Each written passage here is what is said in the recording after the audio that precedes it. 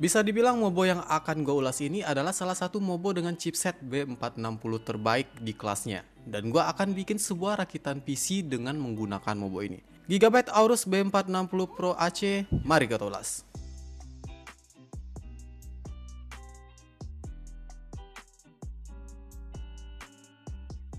Selain desain, hal yang menjual dari Mobo ini adalah spesifikasi premium yang diusungnya untuk kelas B460. Oke, kita bahas speknya satu persatu. Dimulai dari VRM, ini adalah hal yang terpenting dari sebuah Mobo. Mobo ini menggunakan 82 flash digital VRM yang mana dengan desain ini bahkan setara dengan beberapa Mobo dengan chipset Z490. VRM ini didinginkan oleh heatsink yang lumayan gede, serta menggunakan thermal pad dengan nilai 5 watt per meter Kelvin dengan ketebalan 1,5 mm. Artinya dengan VRM begini kita bisa percayain Mobo ini bahkan buat jalanin prosesor high-end generasi 10 dari Intel sekalipun. Untuk kompatibilitas memori, Mobo ini punya 4 slot RAM yang mana support sampai 128GB dengan masing-masing portnya maksimal di 32GB. Mobo ini juga support multigrafik di mana support AMD Quad GPU Crossfire dan Two-way AMD Crossfire. Artinya ini belum support untuk Nvidia SLI. Untuk daya tampung storage-nya, Mobo ini punya 2 slot M.2 yang mana untuk slot di atas ini support untuk NVMe dan SATA, sementara slot yang di bawah support NVMe only. Kedua slot ini masing-masingnya udah dibekali dengan heatsink untuk meredam panas dari SSD yang terpasang.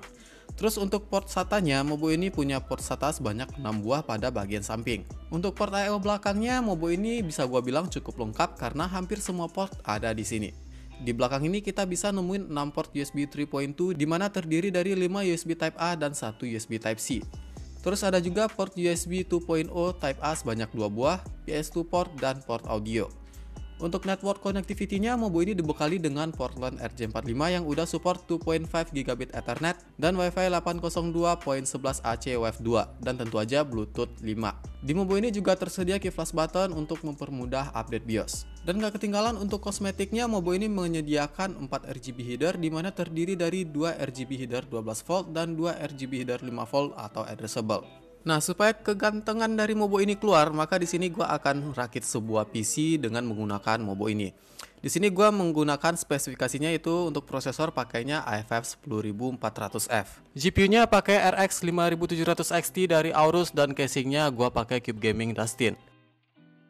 Untuk RAM-nya gua pakainya Adata XPG 60 2x8GB dan storage-nya gua makainya Adata XPG SX 8200 Pro dengan kapasitas 512GB. Dan terakhir semua itu gua supply dengan PSU dari Gigabyte yaitu Gigabyte P650B dengan efisiensi daya bronze. Untuk total harga rakitan PC kali ini sekitar 17,5 jutaan. Kode simulasinya udah gua taruh di deskripsi, jadi mungkin kalau kalian tertarik dengan build ini, kalian bisa jadiin referensi untuk rakitan ini. Untuk setup kali ini, gua makainya salah satu monitor gaming dari Gigabyte juga, yaitu Gigabyte G27FC. Sedikit bahas monitor ini buat kalian yang mungkin penasaran dengan spesifikasi dan kelebihannya. Jadi monitor ini punya desain gaming yang kental dengan menggunakan panel curve berjenis VA dengan kurvatur 1500R. Untuk resolusi native-nya berada di angka 1920 x 1080 pixel atau Full HD. Dan color gamutnya mencakup 90% DCI-P3 atau 120% sRGB. Ini angka yang cukup besar untuk sekelas monitor gaming. Dengan color gamut seluas ini, secara teoristis harusnya reproduksi warna dari monitor ini sangat akurat. Karena ini monitor gaming, refresh rate dari monitor ini berada di angka 165Hz dan response time-nya di angka 1 millisecond. Di bagian belakang, untuk port konektivitasnya, monitor ini didukung oleh 2 port HDMI 1.4 dan 1 port DisplayPort 1.2. Terus monitor ini juga punya jack audio, dan gak ketinggalan monitor ini juga punya speaker terintegrasi dengan konfigurasi stereo buat kalian yang mungkin nonton film atau multimedia di monitor ini.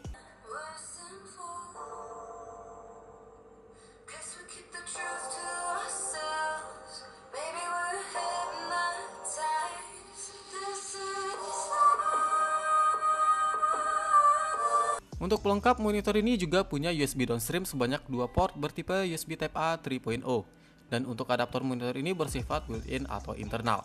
Untuk stand-nya cukup ergonomis dan adjustable, stand-nya bisa diatur tinggi rendahnya dan sudut kemiringannya. Sayangnya stand-nya ini belum bisa pivot atau diputar 90 derajat atau bahkan 180 derajat. Untuk build quality sendiri, stand-nya ini terbuat dari material aluminium di cover dengan plastik, cukup kokoh dan gak gampang goyang. Dan dalam paket penjualannya kita akan mendapatkan satu kabel DisplayPort, satu kabel USB upstream, satu kabel power, dan kitab-kitab serta buku garansi. Jadi ini monitor bisa kalian pertimbangkan untuk setup kalian kalau emang kalian nyari monitor dengan refresh rate tinggi dan color gamut yang luas, apalagi dari brand Gigabyte.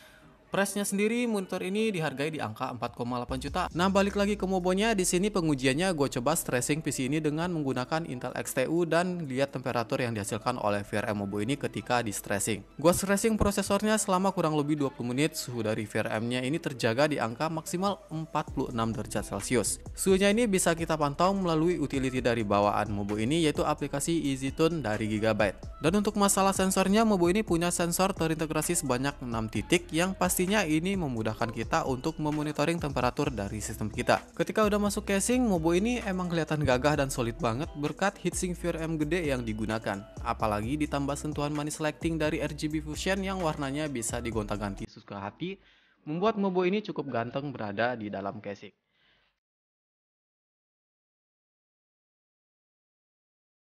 Secara price tag, mungkin Mobo ini punya price yang cukup tinggi dibandingkan Mobo dengan chipset yang sama.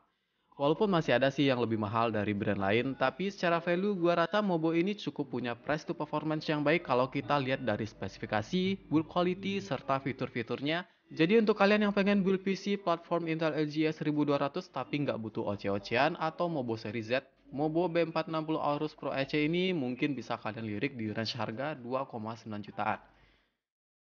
Jadi itu dia ulasan gua tentang Mobo dari Gigabyte ini. Jadi kalau kalian punya komentar atau pendapat tentang Mobo ini, kalian bisa tinggalkan di kolom komentar. Like dan share video ini jika kalian suka, dan jangan lupa subscribe channel ini supaya kalian gak ketinggalan ulasan gua berikutnya. Dan gua Rizky, bye!